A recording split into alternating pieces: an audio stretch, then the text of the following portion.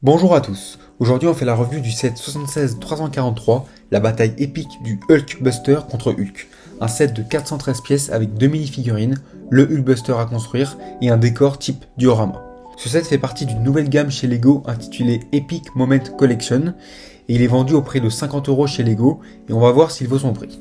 Ce set accompagnait une vague bien chargée avec des sets plus ou moins intéressants, comme la moto de Ghost Rider dont j'ai fait la review il y a quelques jours, ou encore un autre set Epic Moment Collection avec Spider-Man.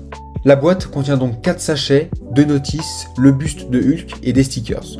Avec la notice 1, on a 3 sachets où on retrouvera les minifigs dont la construction du Hulkbuster.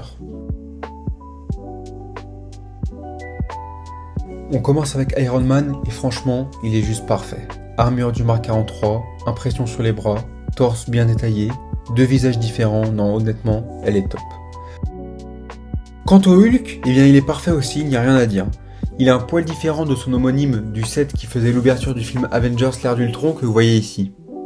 Mais franchement, il est vraiment top, rien à dire. Concernant le Hulkbuster, eh bien dans un premier temps, la construction est super sympa.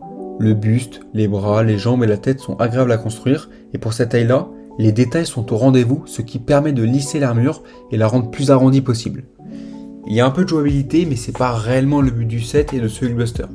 Bon, but ou pas, je vais en parler quand même parce que ça reste pas mal en réalité. On peut faire bouger les jambes, les bras, le torse et l'ouverture pour y placer Iron Man est vraiment exceptionnelle tout en rajoutant du détail à l'armure, donc vraiment c'est top. En tout cas, cette version de l'armure se rapproche de celle de ce set en termes de taille, de finition et même l'ouverture qui est quasiment la même. Bon, passons à la deuxième notice et son sachet unique pour construire le diorama et voilà le résultat. Honnêtement, c'est plutôt bien réussi. La plateforme en elle-même est sympa à construire, tout comme les différents éléments visibles tels que la bouche d'incendie ou bien les différents feux rouges.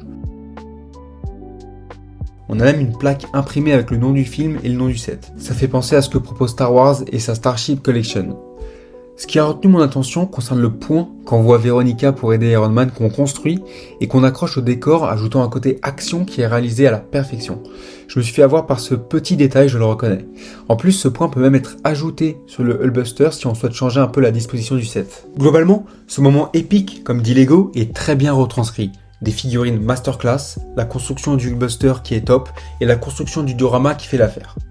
Maintenant, le souci, vous l'avez deviné je pense, eh bien c'est le prix. 50€ pour ça, non, c'est pas une bonne affaire. Vous n'en aurez pas pour votre argent avec ce set. Il est beau et tout, j'ai vraiment rien à lui reprocher, mais 50€, ça le fait pas. Heureusement, des magasins comme Smith Toys existent et ils appliquent d'ores et déjà des réductions vraiment intéressantes. Ce set, moi, je l'ai payé 38€ et là, oui, pour 12€ de moins, on est déjà beaucoup plus rentable.